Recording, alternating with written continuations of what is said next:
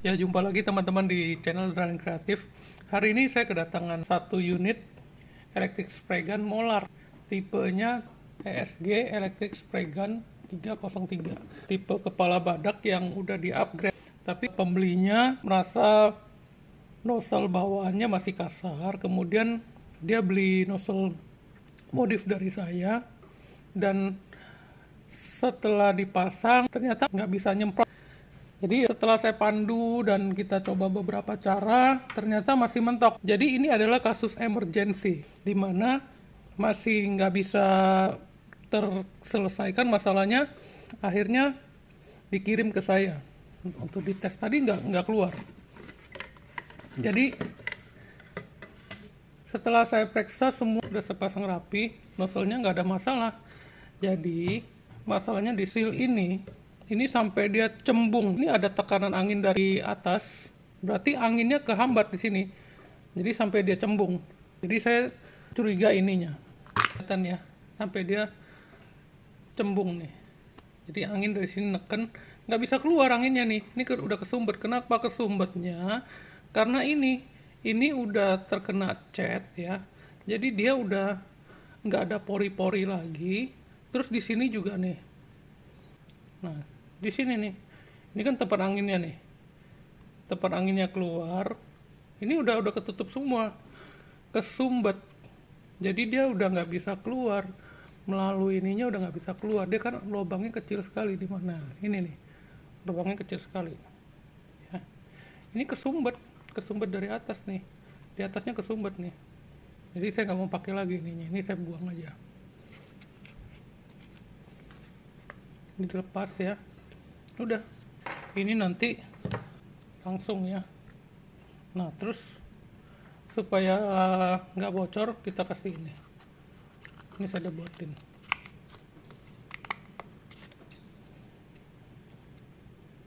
Jadi anginnya nanti akan keluar dari sini nih. Ini udah dijamin pasti tokcer, masih rapet ya dia punya. Nah, ini kita hidupin ya.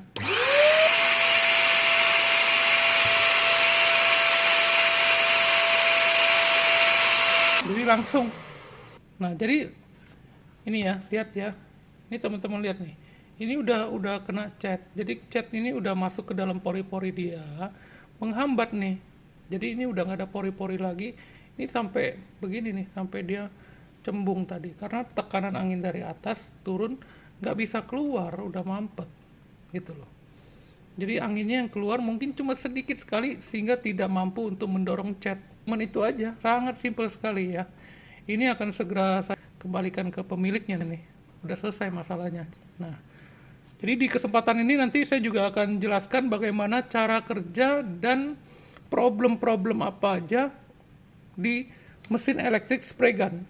Nah, jadi cara kerja sebuah electric spray gun ini saya buat gambar ilustrasi. Saya bikin sederhana aja ya. Mesin ini adalah kipasnya nih. Jadi dia berputar, ini angin dari belakang masuk. Biasanya di dalamnya dia ada sekat untuk mengarahkan angin dan membuat tekanan dari belakang itu dia besar, terus ke depannya makin kecil. Itu gunanya untuk membuat angin yang dari sini itu volumenya besar, terus makin dimampatkan jadi kecil. Ini untuk memberi tekanan sehingga nanti tekanannya akan kuat, dia akan ke depan. Angin ini sebagian harus masuk ke dalam tangki. Ini gunanya untuk memberikan tekanan. Angin ini menekan sangat kuat sekali sehingga cat ini baru bisa naik dan akan keluar di mulut nozzle. Seperti ini bentuknya. Jadi ini dari yang lingkaran segini, dia dipres jadi kecil. Jadi segini. Nah, ini nozzle modif 1 mili. Bayangkan ya, ini dari diameter segini besar ya. Dari diameter segini. Jadi cat itu ditekan sedemikian rupa sehingga dia mampet, sehingga dia bisa keluar di sini dengan ukuran 1 mili. Nah, ini memerlukan begitu besar tekanan angin yang harus mendorong cat ini supaya dia bisa naik, bisa dorong keluar. dengan sangat lancar. Nah, angin di dalam konstruksi sebuah spray gun ini, dia hanya boleh bocor di depan. Kalau kita lihat dari belakang ya, dia akan masuk ke tengah. Ke tengah ini adalah di celah ini ya, di celah sekeliling ini. Ini adalah angin nozzle. Saat cat ini keluar, cat ini juga ada keluar dari kecil karena tekanan tinggi dia pecah gitu ya. Pecah juga didorong oleh angin ini. Angin ini adalah angin atomisasi. Berfungsi untuk sebagai campuran. Jadi dia di sini bercampur dengan butir-butiran. Semakin deras dan cepat angin ini mengarah ke aliran yang keluar dari sini, maka dia akan blending atau bercampur dengan sangat bagus. Selain itu, terdapat dua kuping kanan kiri. Ini adalah angin fan. Di sini. Ini adalah angin fan. Jadi dia masuknya dari sini, ya, masuknya dari sini, ya. Dia keluar di lubang ini kanan kiri untuk membentuk pattern. Jadi di sininya udah tercipta atomisasi, di sini dihantam lagi oleh dua angin kencang dari kanan kiri. Dia akan membuat semburan itu membentuk satu pipihan. Anginnya itu bisa keluar dengan lembut, halus, ya, tapi mempunyai kekuatan sehingga bisa mencapai bidang yang ingin dicat, memberikan satu hasil lapisan yang rata, halus, dan rapi. Nah, ini yang nggak gampang ya, karena sangat banyak. Salah satunya contoh seperti tadi ya, mempunyai kendala yaitu catnya nggak bisa keluar. Nah, disinilah saya akan jelaskan secara lebih detail lagi supaya siapapun, baik yang pakai nozzle modif maupun yang tidak pakai nozzle modif, kalau menemui kendala-kendala, kita bisa tahu penyakitnya dari mana. Pertama adalah ini ya, mesin.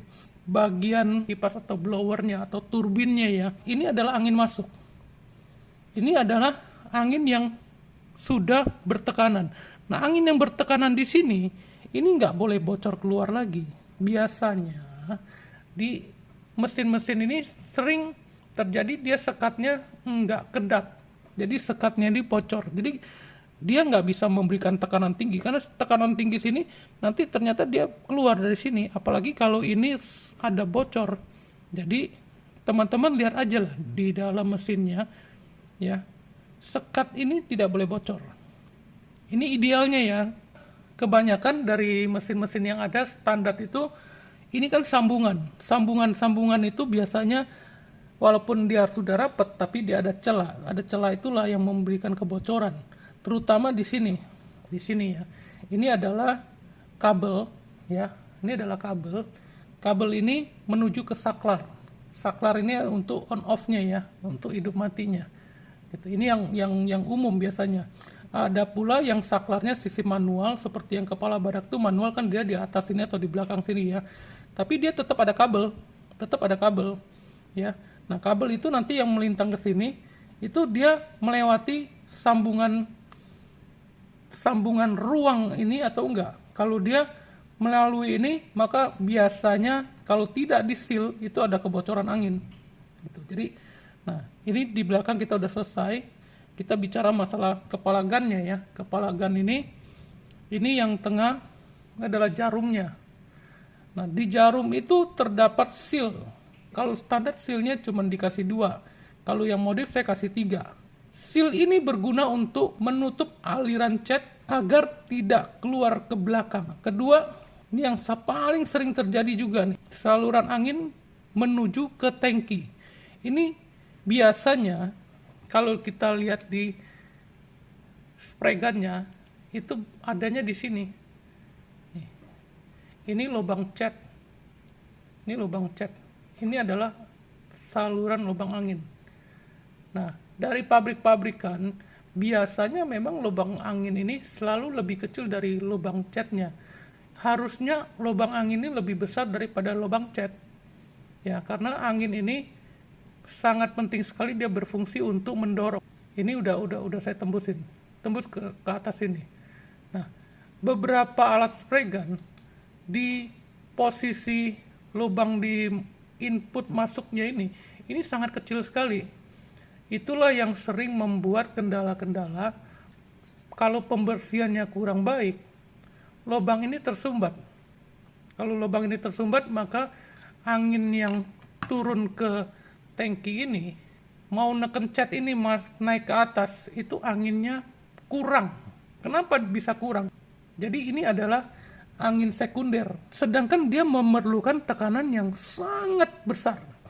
Dan ini adalah nyawanya dari seberapa bagus sebuah mesin spray gun ini bisa menciptakan atomisasi adalah tergantung dari seberapa lancar cat ini naik ke sini, mendorong ke depan, seberapa kuat dia bisa mendorong ini.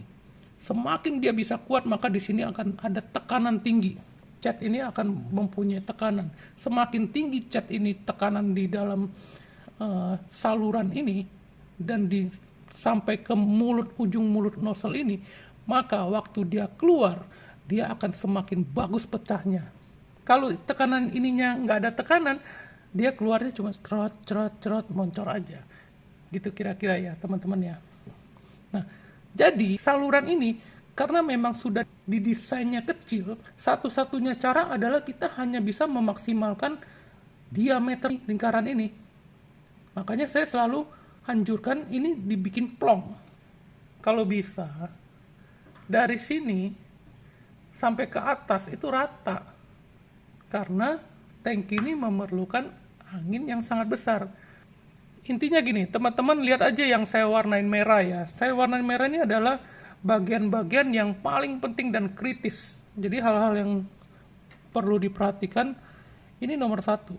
Kita mulai dari belakang ya. Ini nomor 1. Kemudian ini nomor 2. Ya. Nomor 2 ini sekat ini. Ini nomor 3. Ya. Ini nomor 4.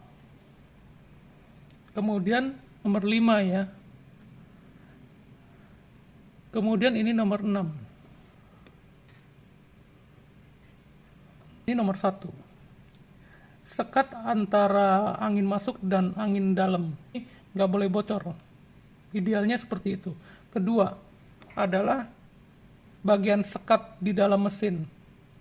Supaya angin ini tidak ada kebocoran melalui celah-celah atau melalui lubang tempat kabel. Nah, setelah angin ini ke depan, maka nomor 2, nomor 3 harus diperhatikan. Ini adalah lubang angin menuju ke tangki. Karena tangki ini memerlukan tekanan yang sangat tinggi sekali. Nah, kemudian keempat adalah seal tangki ini. Jadi tangki ini nggak boleh bocor anginnya, karena dia perlu tekanan besar. Kalau tekanan sini udah besar, ini udah lancar, tapi ini bocor nih sealnya. Seal ini ya. Ini di sini gambarnya, ya. Kalau bawaannya biasanya begini. Bawaannya ini dia sealnya menutup sampai ini. Dia tutup. Makanya kenapa saya buka. Supaya angin ini lancar. Dan ini tidak boleh bocor. Karena kalau ini bocor, maka di sini nggak mungkin bisa terjadi tekanan yang tinggi. Kemudian nomor 5 di sini, seal-seal yang ada di jarum ini adanya di jarum. Kalau jarum yang modif seperti ini, sealnya di sini, ya, dia nggak boleh bocor. Kenapa? Karena kalau bocor, maka cat yang tekanan tinggi ke sini itu dia akan terbagi ke belakang dan ini tidak menutup sehingga di sini ada celah bocor, bisa keluar dari sini, keluar dari belakang sini. Ini nomor 5. Kemudian nomor 6 yang sering terjadi juga, yaitu seal pada nozzle.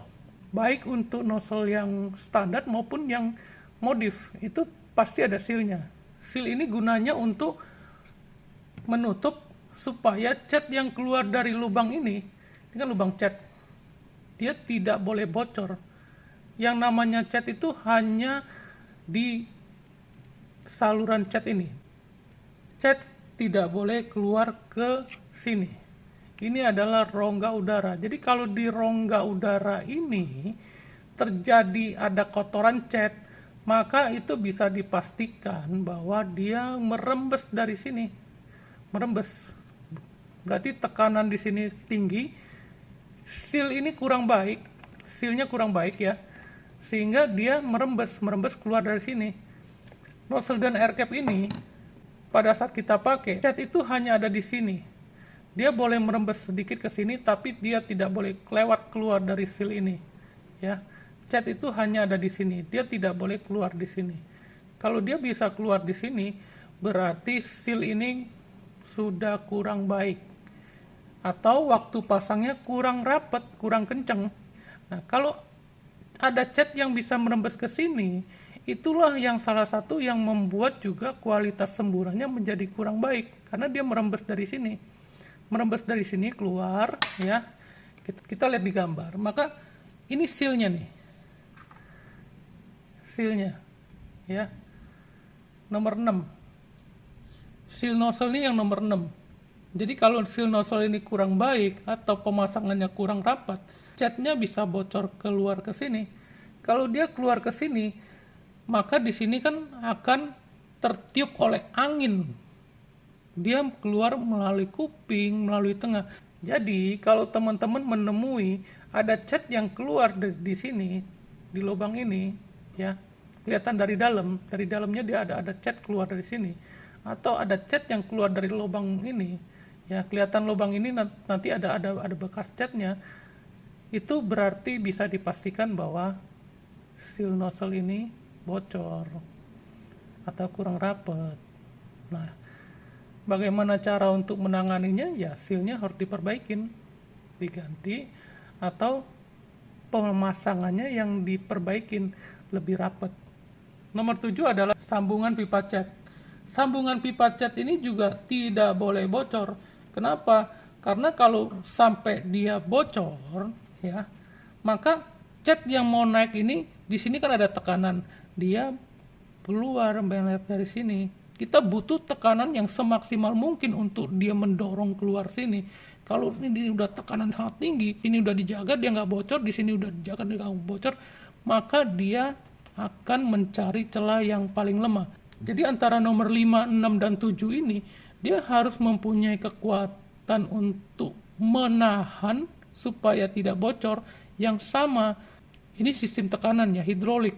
Jadi satu hidrolik itu kalau ada 3 area yang kritis, maka dia akan mencari di mana titik yang paling lemah. Kalau titik ini yang paling lemah, maka dia bocornya sini. Kalau titik ini yang paling lemah, dia bocor di sini. Kalau titik nomor 7 ini yang paling lemah, ini akan bocor di sini. Yang sering terlupakan adalah yang nomor 7 ini karena dia posisinya di dalam. Jadi teman-teman waktu masang dia punya ini pipanya kan ke tengah nih, dorong ya. Ini anggap aja pipa ya. Didorong. Set. Doronglah sekencang-kencangnya, terus kemudian diputar sedikit, dirasakan benar-benar seret sampai rasanya dia nggak mungkin bocor lagi. Karena kalau ada sedikit dia oblak aja, kita dorongnya cuman asal aja, set gitu, asal nempel aja istilahnya, maka dia ada resiko untuk bocor. Ini semua adalah dari hasil kompilasi, jadi hasil kumpulan-kumpulan saya berhadapan dengan para pembeli dan permasalahan-permasalahan yang dihadapi oleh para pemakai-pemakai electric spray gun, baik yang menggunakan nozzle modif maupun yang tidak menggunakan nozzle modif. Ini adalah hal-hal yang paling umum sekali terjadi. Ya, tujuan saya semoga dengan adanya penjelasan ini bisa memberikan sedikit manfaat untuk teman-teman siapapun juga yang menggunakan electric spray gun. Jadi kalau ada satu kendala atau masalah, kita bisa diagnosa, kita bisa mengurutkan permasalahan ini timbulnya dari mana, dan kita bisa menyelesaikan permasalahannya. Sedangkan banyak juga mesin-mesin electric spray gun itu yang dijual bebas, jadi tidak ada jaminan atau garansi dari agen tunggal atau mereknya. Juga kalau misalnya ada garansi pun kan repot juga kalau harus dikirim, alatnya harus dikirim, padahal permasalahannya cuma sederhana-sederhana seperti ini. Ya, semoga apa yang saya sampaikan ini bisa bermanfaat, terutama untuk teman-teman yang para pengguna electric spray gun yang secara aktif rutin mesinnya dipakai, sering terjadi kendala-kendala. Yang paling sering terjadi adalah di daerah kepala gun ini. Jadi dari nomor 3, 4, 5, 6, dan 7. Ya. Nomor 3, 4, 5, 6, dan 7. Inilah yang harus diperhatikan. Sebenarnya permasalahan-permasalahan ini bisa diantisipasi. Bisa diantisipasi yaitu dengan melakukan perawatan dan pembersihan mesin setiap setelah dipakai, dibersihkan secara berkala dan dengan baik, sehingga dan diperiksa kalau seal-sealnya ini ada yang bermasalah atau lubang ini ada yang mampet, itu segera dilakukan pembersihan supaya tidak menumpuk catnya di sini. Karena kalau cat udah menumpuk di sini, itu dia mengeras. Atau seperti seal ini, ya, catnya sudah meresap ke dalam ini sehingga ini mengeras, ya, mengeras, akhirnya sudah tidak bisa bekerja dengan baik. Jadi seperti itu teman-teman. Semoga apa yang saya sampaikan ini bisa bermanfaat untuk teman-teman semua. Terima kasih.